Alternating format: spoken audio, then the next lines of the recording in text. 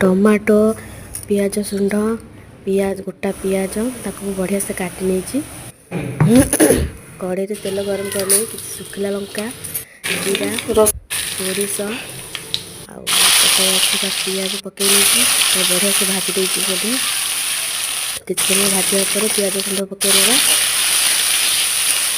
किसी समय भाजा पर आम कटा जाता टमाटो को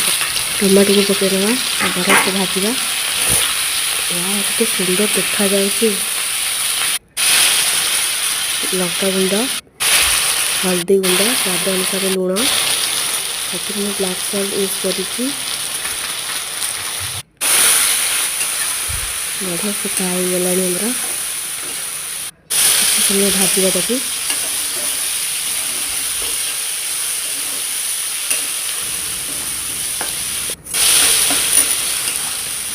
बढ़िया भाजी आसला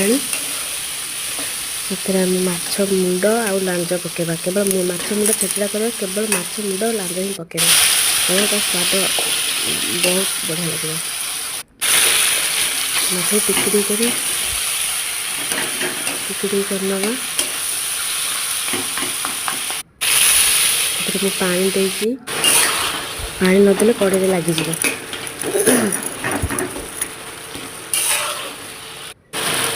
चिकन मसला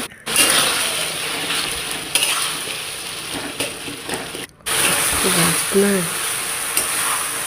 पखाल सागर खाते कि गरम सागर खाते स्वाद ही अलग तापर आम हो आसला मो पाखे धनिया पत्र दे देती